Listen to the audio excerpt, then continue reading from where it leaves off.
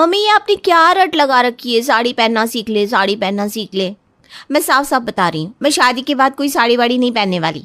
आप एक बार मेरी तरफ देखो तो, मैं साड़ी पहनने वाली लड़की दिखाई देती हूँ क्या? मेरे ऊपर तो जीन्स शॉर्ट स्कर्ट ये सभी सूट करता है।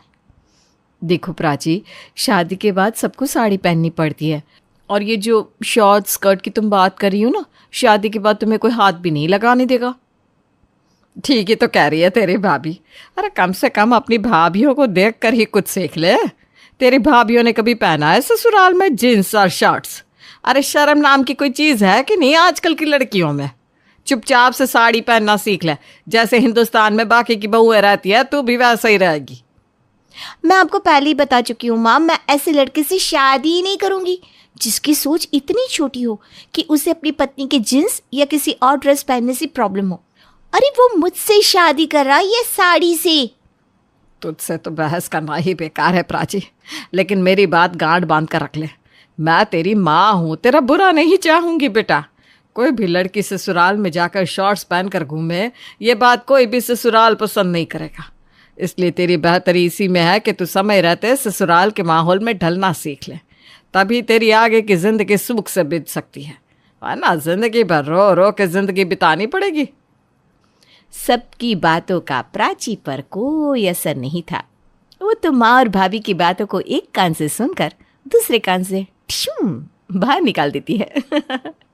कविता प्राची के लिए एक से बढ़कर एक अच्छे लड़कों के रिश्ते लेकर आती है, लेकिन प्राची अपनी जिद पर ही अड़ी रहती है और हर लड़के में कुछ न कुछ कमी निकाल कर मना करती रहती है। अरे मैं पूछती हूँ, आखिर तू ढूंढ क्या रही है जो इतने अच्छे अच्छे लड़के में नहीं मिल रहा? अगर इसी तरह से तू नखरे करती रही ना, तो कल को किसी सेकंड हैंड आदमी से शादी करनी पड़ेगी, क्योंकि उम्र निकलने के बाद अच्छे रिश्ते नहीं मिला करते। ये सब क्या है माँ? कौन से ज़माने में जी रहे हो आप लोग? आजकल की लड़कियाँ किसी के दबाव में आकर ऐसे ही किसी से शादी नहीं कर लेती। मैं पहले अच्छे से देखने समझने के बाद ही किसी लड़के को हाँ करूँगी। अरे बेटा तू खूब देख सोच समझ, लेकिन ये तो बता कि तुझे आखिर इन लड़कों में कमी क्या दिखाई दी? हमें पता तो होना चाहिए ना कि आखिर तू लड़कों में ढूंढ क्या रही है। देखो माँ, आप जो भी लड़के लेकर आते हो ना, वो सब अपनी माँ के पल्लू से बनने वाले लड़के हैं। 2-4 दिन जब उनसे मैं बात करती हूँ, सब अपनी औकात पर आ जाते हैं।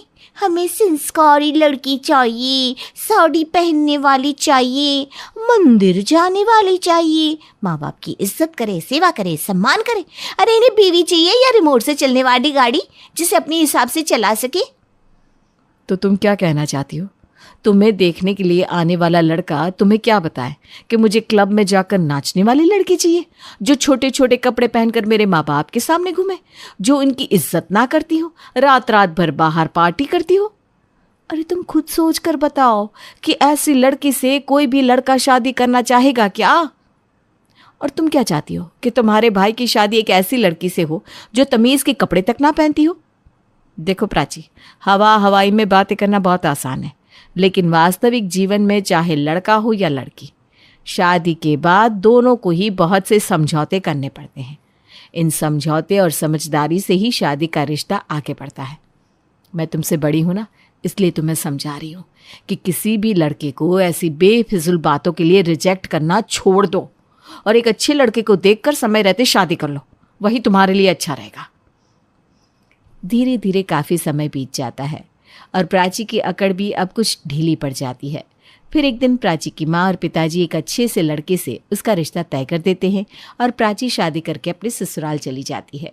शादी के 2 महीने बाद, भाभी मैं कल मायके आ रही हूँ और इस बार ना मैं पूरा 1 महीना रहकर जाऊँगी, क्योंकि मम्मी जी ने कह दिया है कि शादी के बाद हमारे यहाँ दुल्हन होली अपने मायके में ही मना कर आती है। मैं तो बहुत एक्साइटेड हूँ, पूरा 1 महीना घर पर आकर मौज करूँगी। अरे हाँ हाँ प्राची, बिल्कुल आ जाओ, ये तो तुम्हारा अधिकार है। शादी के बाद तो मायके आने की खुशी ही कुछ और होती है। तुम कल समय से पहुँच जाना, हम तुम्हारा इंतज़ार करेंगे। अगले दिन सुबह 10 बजे ही प्राची अपने मायके पहुँच जाती है। प्राची को मायके छोड़ने के बाद उसका पति वैभव वापस अपने घर लौट जाता है। कहने को तो प्राची की शादी को अभी सिर्फ 2 ही महीने हुए थे, लेकिन इन 2 महीनों में जैसे प्राची के तो हाव भाव, तौर तरीके पूरी तरह से बदल गए थे।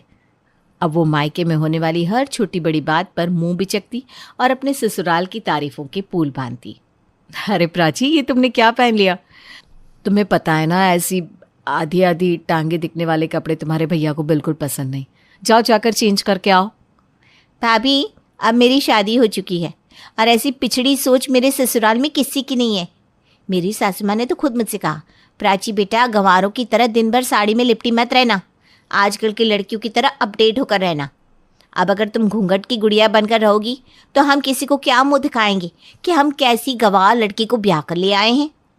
जब मेरी सास ने मुझे परमिशन दे दी है तो कोई और भला बीच में क्यों बोलेगा? मैं तो अपने ससुराल में भी स्कर्ट, जीन्स, मिडीज ये सभी पहनती हूँ। तुम्हारा कहने का क्या मतलब है?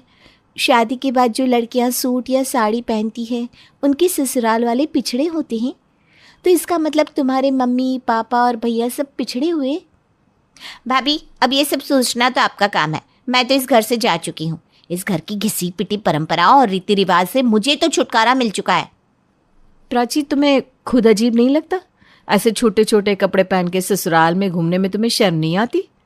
अरे साड़ी ना सही, कम से कम सूट तो पहना करो। तुम्हारी सासू माँ ने छूट दे दी, इसका मतलब ये थोड़ी ना है कि तुम सीधा हवा में उड़ने लगोगी। भाभी, आपको याद है ना, जब मैं शादी होकर आई थी तो मैंने कितनी जिद की थी माँ जी से कि मुझे सूट पहनने दो, साड़ी में मुझे कंफर्टेबल फील नहीं होता और साड़ी पहनकर मैं काम भी नहीं कर पाती। लेकिन उस समय ये प्राची ही तो थी जिसने माँ के कान भरे थे और माँ को समझाया था कि शादी के बाद तो बहू साड़ी में ही अच्छी लगती है। भाभी, आप लोगों ने अपने आप को कभी ध्यान से देखा है? लंबी सी मांग निकाल कर उसमें 2 किलो सिंदूर भर लेती हो, बड़ी बड़ी बिंदिया, ये रेड कलर की लिपस्टिक, हाथ भर भर के चूड़ियाँ। अब आपके जैसी लड़कियों को कोई साड़ी पहनने के लिए ही कहेगा ना, मिनी स्कर्ट तो पहनाएगा ही नहीं। आपके ऊपर ना सूट भी नहीं करेगी ऐसी ड्रेसेस। ऐसा है ना भाभी, ये सब ड्रेस भी वही पहन सकता है जिसके पास पर्सनालिटी हो, स्टाइल हो, जो आपके पास डोंट माइंड पर है नहीं। इसलिए आप लोगों की पर्सनालिटी के हिसाब से मैंने आपको साड़ी पहनने के लिए कह दिया था। मेरी बात अलग है, मुझे देखकर तो पहली मुलाकात में ही वैभव ने कह दिया था, देखो ये साड़ी वाड़ी के चक्कर में तुम बिल्कुल मत पड़ना, तुम्हारे ऊपर तो एकदम सूट नहीं करेगी, तुम्हें तो मैं बढ़िया से बढ़िया ड्रेस दिलवाऊंगा। और नेक्स्ट मंथ हम गोवा भी जा रहे हैं, वहाँ के लिए भी मैंने ऐसे ऐसे ड्रेसेस लिए कि आपकी तो आंखें फटी रह जाएंगी। प्राची की बात सुनकर दोनों भाभियों को मन ही मन बहुत गुस्सा आ रहा था, लेकिन शादी के बाद पहली बार घर आई हुई ननद को वो दोनों नाराज़ नहीं करना चाहती थी। इसलिए बात को ज़्यादा आगे बढ़ाए बिना दोनों चुपचाप जाकर अपने अपने काम में लग जाती है। लेकिन कहीं ना कहीं उनके मन में प्राची की कई बातें खटक ज़रूर रही थी। अगले दिन, मोना, काव्या बेटा, जल्दी से तैयार हो जाओ तुम दोनों, होली आने वाली है तो मैं सोच रही हूँ कि प्राची के लिए शगुन के कपड़े ले आते हैं। लगे हाथ तुम दोनों को भी बढ़िया बढ़िया साड़ी दिलवा देती हूँ, खुद अपनी पसंद से चूज़ कर लेना तुम दोनों भी। हाँ माँ जी, हमें तो आप साड़ी ही दिलवाएंगी, और प्राची को क्या दिलवाएंगी? Mini skirt, half pant, shorts या कुछ और जो गोवा की ट्रिप पर पहन सकी? अरे काव्या बहू, कैसी बातें कर रही हो? हम भला क्यों अपनी बेटी को ऐसे उल ड्रेस देने लगे? मैं तो उसको भी साड़ी ही दिलवाऊंगी, वो चाहे पहने या फेंके। और ये छोटे छोटे कपड़े पहनने के ना पहले कभी मैं पक्ष में थी और ना अब हूँ। उसके ससुराल वाले उसको जो मर्जी पहना है, लेकिन मैं अपनी तरफ से कभी भी अपनी बेटी को ऐसे बेढंगे कपड़े नहीं देने वाली। माँ जी, मन ही मन खुशी तो आपको बहुत हो रही होगी कि आपकी बेटी कितने बड़े परिवार में गई है, कितने ऊंचे ख्यालात वाले लोग हैं जो आपकी बेटी को इतने ऐश से रख रहे हैं, लेकिन हमारे सामने झूठी ही आपको ऐसी बातें कहनी पड़ रही है। मैं सब समझती हूँ। अरे तू क्या समझती है? ऐसा क्या हो गया जो तू मुझे ऐसे ताने मार रही है?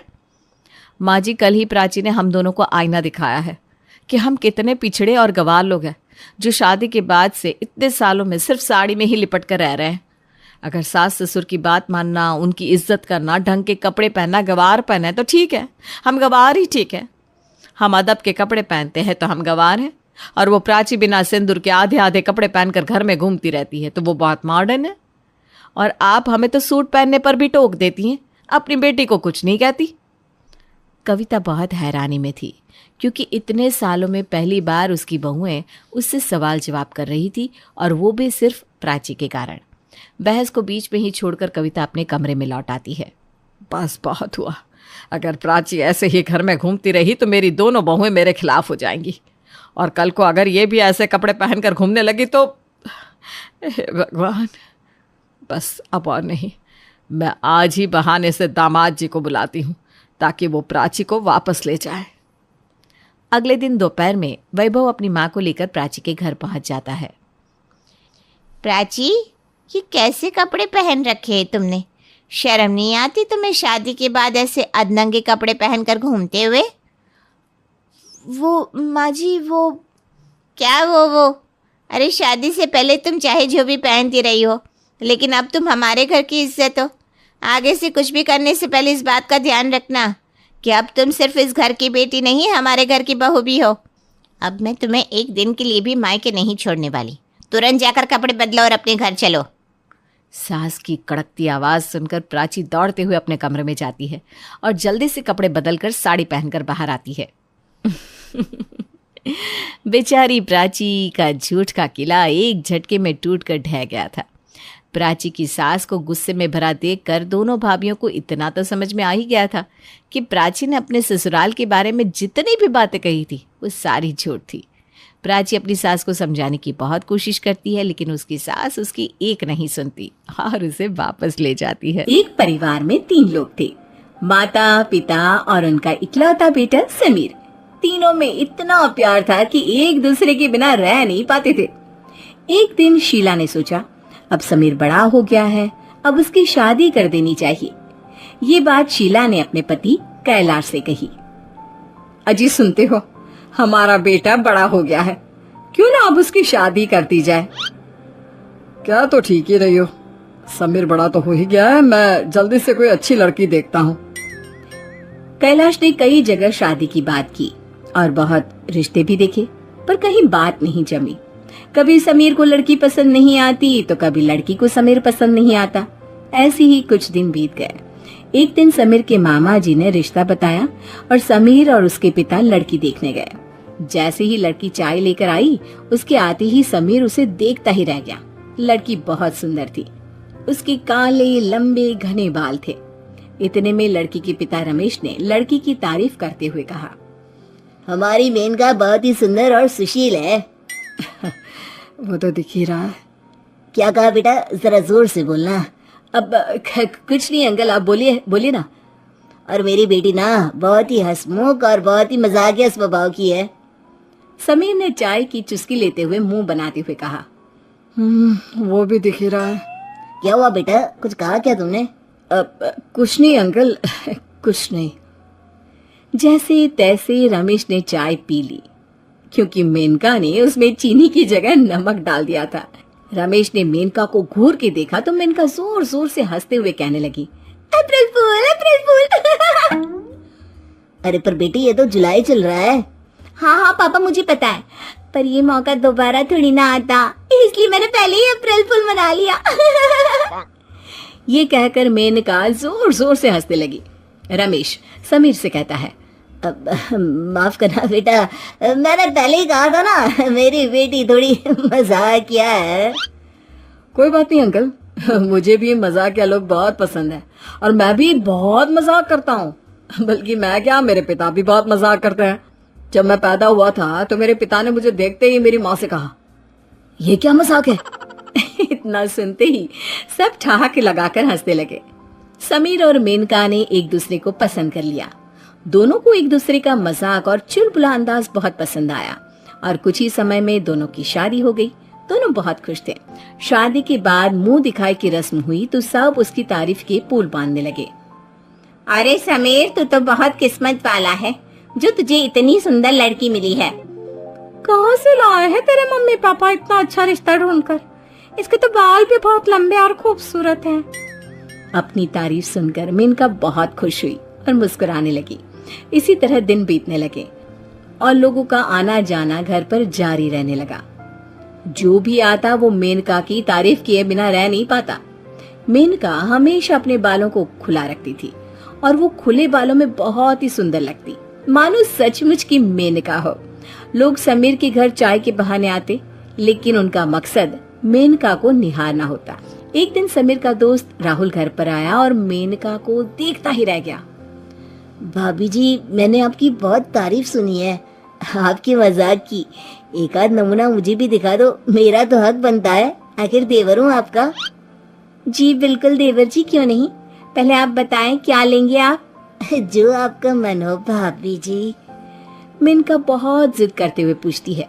नहीं नहीं, आप बताओ, आप मेहमान हो ना। अच्छा भाभी, आप इतना जिद कर रही है तो कॉफी चलेगी। तो देवर जी, रसोई वहाँ है और एक कप कॉफी मेरे लिए भी बना लेना। और इतना कहकर मेनका और बाकी सब हंसने लगते हैं। और फिर मेनका कहती है, देवर जी ये मजाक था, बुरा तो नहीं लगाना। वो जाकर कॉफी लेकर आती है। कुछ समय बाद मेनका कहती है, अच्छा देवर जी एक बात तो बताओ, आपने ये चश्मा क्यों पहन रखा है? अभी से ही आपकी नजर कमजोर हो गई तो देवरानी को कैसे देखोगे? राहुल बुदबुदाते हुए कहता है, भाभी जी आपको देख लिया, अब देवरानी को देखकर क्या करूँगा। कुछ कहा क्या देवर जी आपने? अब नहीं नहीं भाभी जी, कुछ भी तो नहीं कहा मैंने। मेनका फिर से एक सवाल राहुल पर दाग देती है और कहती है, अच्छा देवर जी एक बात तो बताओ, आपकी नजर दूर की कमजोर है या पास की? जी भाभी, दूर की। तो आपको रात में चांद साफ दिखाई देता है क्या? जी भाभी, दिखता है ना। तो देवर जी और कितना दूर देखना चाहते हो? मेनका की बात सुनते ही सब जोर जोर से हंसने लगते हैं और पूरे घर में हंसी और खुशी का माहौल बन जाता है। अब राहुल ने भी एक सवाल मेनका से पूछ लिया। अच्छा भाभी, एक बात तो बताओ। हाँ हाँ, पूछो पूछो। आपके बाल इतने लंबे क्यों हैं? अब कौन सा शैम्पू और कौन सा तेल इस्तेमाल करती हो, बताओ ना। ये तो दादी माँ की नुस्खों का कमाल है, आप क्यों पूछ रहे हो देवर जी? आपको भी बाल लंबे करने हैं क्या? ये बात सुनकर फिर से सब हंसने लगते हैं। ऐसे ही थोड़ी देर तक एक दूसरे से मजाक मस्ती चलती रहती है। फिर कुछ समय बाद राहुल वहाँ से चला जाता है और जाते जाते कहता है, भाभी जी आपसे मिलके बहुत खुशी हुई। भाभी तो बहुत देखी, पर आप जैसी नहीं। मैंने भी देवर तो बहुत देखे, पर आप जैसा अनोखा देवर नहीं देखा। अगर टाइम मिले तो आते रहना। राहुल वहाँ से चला जाता है और फिर शाम होते ही गली के लोग घर आकर मेनका से घंटों बैठकर बातें करते और हर समय कोई ना कोई उसे देखने के बहाने आता रहता। समीर और उसके माता पिता को ये बात अच्छी नहीं लगती तो वो मेनका को समझाते हैं। मेनका, तुम अपने बाल बांध कर रखा करो ना, मुझे पसंद नहीं कोई बेवजह आकर तुम्हारी या तुम्हारे बालों की तारीफ करे। हाँ बहू, ये लोग जो घंटों तक चाय पीने के बहाने बैठे रहते हैं ना, ये सब तुम्हें देखने के लिए बैठे रहते हैं। बहू, तुम इस बात का बुरा मत मानो, तुम हमारी बेटी जैसी हो, तुम्हें समझाना हमारा फर्ज है। आगे तुम खुद समझदार हो। जी आप लोग ठीक कह रहे हैं, मैं अपने बाल बांध कर रखूंगी और किसी से बेवजह बात नहीं करूंगी। अब मेनका ने अपना चंचल स्वभाव बदल लिया। वो सिर्फ अपने पति और घर वालों के साथ ही समय बिताती थी। एक शाम मेनका और समीर साथ में बैठे थे। मेनका समीर से कहती है, अच्छा एक बात बताइए, क्या आप मेरी ऐसी तारीफ कर सकते हैं जो सुनकर मुझे खुशी भी हो और बुरा भी लगे? ये सुनकर समीर मेनका की तारीफ करने लगता है। भगवान ने आपको बड़ी फुर्सत से बनाया होगा। ये सुनकर मेनका बहुत खुश हो गई। सचमुच? हाँ सचमुच, क्योंकि बेकार की चीज तो फुर्सत में ही बनती है ना। ये सुनकर वो थोड़ा गुस्सा हो जाती है। तब माफी मांगते हुए समीर जोर जोर से हंसने लगता है और वे दोनों खुशी खुशी अपना जीवन बिताने लगते हैं। भाई सोच समझकर काम करना सही बात है, लेकिन क्या हो कि सिर्फ काम ख्यालों में ही रह जाए। अरे किचन में तो आज सब कुछ भरा हुआ है, मजा ही आ जाएगा। आज तो मैं इनको 4 वक्त का खाना बना कर दूंगी। पूरा ऑफिस बोलेगा, अरे बीवी हो तो रोहित की बीवी जैसी हो। तभी पति की आवाज आती है, निधि, कल ही कहा था जल्दी जाना है, कपड़े कहाँ हैं मेरे? वो तो धुले ही नहीं, कल वाली ही शर्ट पहन कर चले जाओ ना। अरे यार क्या है, कल वाली गंदी हो गई है। तुम करती क्या रहती हो घर में सारा दिन, कोई काम नहीं होता तुमसे। लेकिन बीवी तो खड़ी होती है किचन में साग सब्जी को देखती कि वो पति के लिए क्या क्या बना कर दे। इस पालक के ना पकोड़े बना देती हूँ और हरी धनिया की चटनी। 4 बजे के करीब वाली जो भूख होती है ना छोटी सी उसमें खा लेंगे ये। और लंच में दे देती हूँ ये गोभी की कबाब और आज बनाती हूँ मैं तंदूरी रोटी इस कुकर में, या यूट्यूब में देखती हूँ कुछ अच्छा खाना बनाती हूँ। बीवी का यूट्यूब एक बार ऑन क्या हुआ, पति तैयार होकर खड़ा भी हो गया, पर फिर भी उंगलियां रुकने का नाम ही नहीं ले रही थी। अरे लाओ ना, जल्दी से खाना दो, मुझे जल्दी है। क्या खाना? बीवी तो किसी चीर निद्रा से बाहर आई और हड़बड़ा कर बोली, क्या खाना? वो पालक के पकोड़े बना रही हूँ और गोभी के कबाब। अरे यार, तुम जो हो वही दे दो, मुझे भूख भी लगी है और निकलना भी है। जो बना हो वो बना तो बहुत कुछ है, लेकिन बीवी के ख्यालों में जी वो मैं सोच रही थी कि बस रुकिए ना, अभी बना देती हूँ कुछ। अरे वक्त नहीं है मेरे पास, फिर सोचने बैठ गई थी ना। अरे सोचती इतना हो, कुछ करा भी करो। देखो अब जो हो जल्दी से दे दो। कहाँ तो कबाब और पकौड़े पति के लिए तैयार किए जा रहे थे, और कहाँ बेचारा पति 2 सूखी ब्रेड और चाय पीकर ऑफिस रवाना होता है। पति के जाने के बाद आज जो हो गया सो हो गया, कल से तो तभी सासू माँ आ जाती है। क्या कल से तो बहू, क्या बड़बड़ाई जा रही है? देखिए ना माँ जी, ये सारा दिन हम लोगों के लिए काम करते हैं और मैं हूँ कि इनका ख्याल ही नहीं रख पाती। क्यों, क्या हो गया बहू, क्या कर दिया तूने? माँ जी आज ये टिफिन लेकर नहीं गए। हैं? बहू एक टिफिन नहीं बना पाई मेरे बेटे के लिए? हद है। अरे भाई बात छनवा लो तुमसे सारा दिन दुनिया भर की। माँ जी अब आप देखिए ना, एक क्या 4 टिफिन कल से इनको ना दिए ना तो नाम बदल दीजिएगा। अच्छा मैं ना ज़रा मार्केट जा रही हूँ। मार्केट क्या करना है?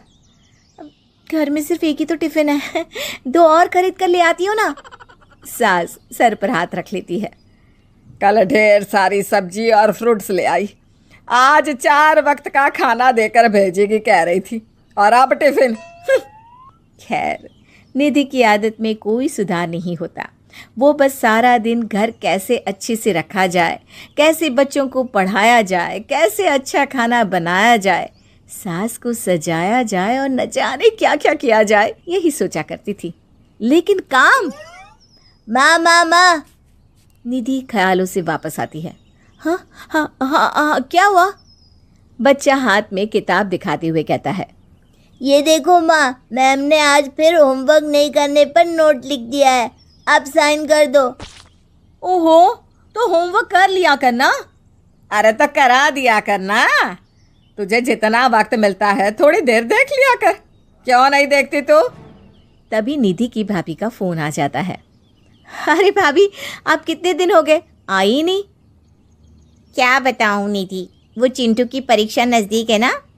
वैसे तेरे रिंटू के तो पेपर शुरू हो गए होंगे ना। हाँ अब भाभी वो तो पता नहीं मुझे।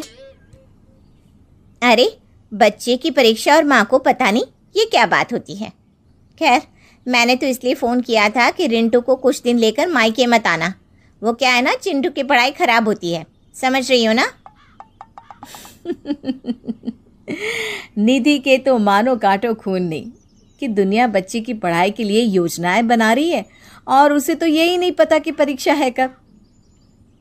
मैं भी ना रिंटू को पढ़ा लिखा कर अब बड़ा आदमी बनाऊंगी। मैं ध्यान दूंगी उसकी पढ़ाई पर। मैं अभी उसका टाइम टेबल तैयार करती हूँ, फिर एक एक सब्जेक्ट खुद ध्यान लगाकर पढ़ाऊंगी। सबकी अलग अलग कॉपी, एक स्कूल की, एक घर की। बहू, ओ बहू, देखिए रिंटू स्कूल से रोता आया है। अरे क्या हो गया, क्यों रोए जा रहा है तू? माँ आज का पेपर मैं फेल हो गया माँ। अरे कभी पढ़ा भी लिया कर बहू, क्या सारा दिन अपने में ही लगी रहती है। माँ जी मैंने ना सारा सोच लिया है, अब आप देखना। मैं ज़रा मार्केट होकर आती हूँ। अरे अब क्या करना है मार्केट में? वो रिंटू को पढ़ाना है ना, तो मार्केट से कुछ पेन, कॉपी और कैलकुलेटर और दूसरे ज़रूरी सामान लेने जा रही हूँ। अरे जो है पहले उसमें तो शुरू कर। लेकिन बहू का तो सारा प्लान तैयार है। ख्यालों में बहू के जाने के बाद ये कर दूंगी, वो कर दूंगी। अरे कम से कम करे तो। दिन भर जाने क्या ख्याली पुलाव बनाती रहती है। और बहू फिर ढेर सारा सामान लेकर आ जाती है। घर आने के बाद, मामा मैं किताब लेकर आ जाऊं? कुछ पढ़ा दो ना प्लीज।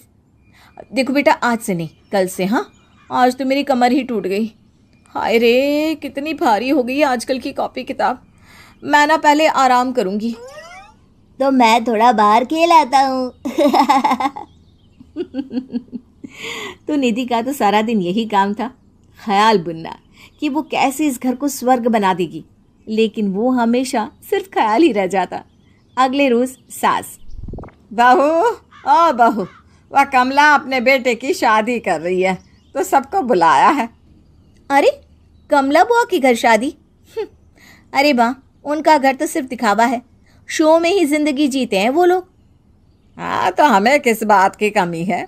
गहने, महंगी साड़ियाँ, हम भी तैयार है। क्यों?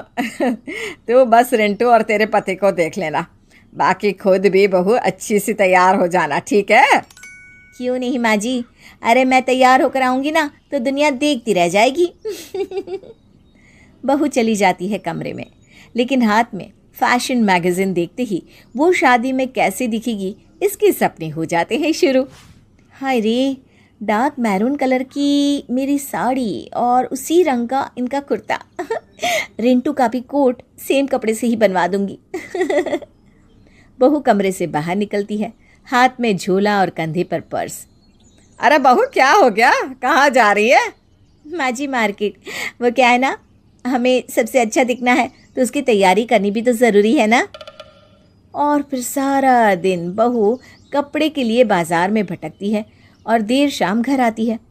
माँ कुछ पढ़ा दो, कल पेपर है। अरे नहीं नहीं, कल से पढ़ेंगे। वो क्या है ना, आज थक गई हूँ मैं। देर रात पति आता है। निधि, खाने को क्या बनाया है? भूख लग रही है। बनाया, खिचड़ी बनाई है।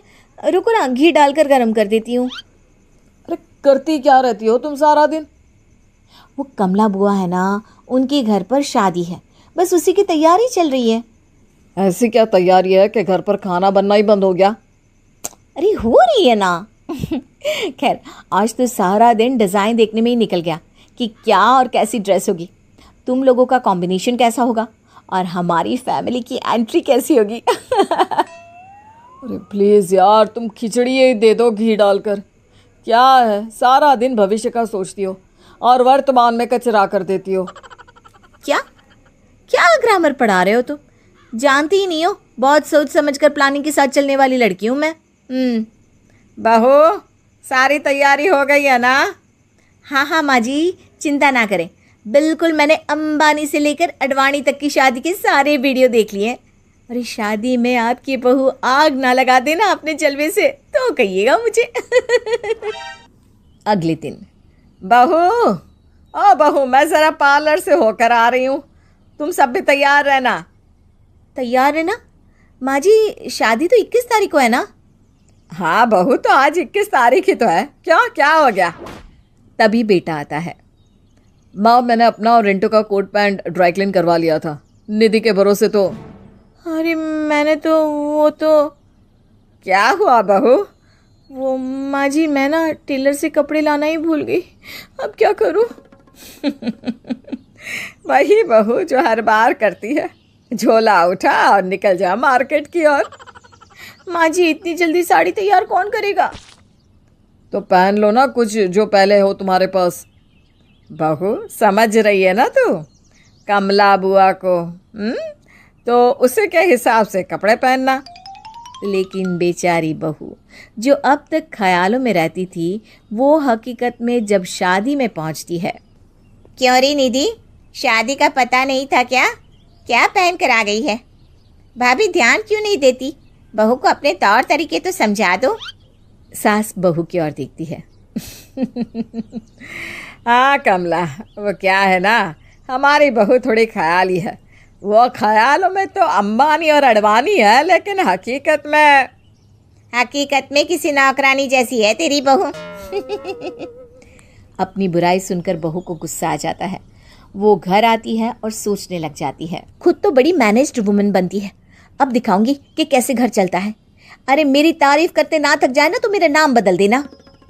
फिर क्या, निधि सोचती कुछ है और क्या निकल जाती है झोला लेकर मार्केट।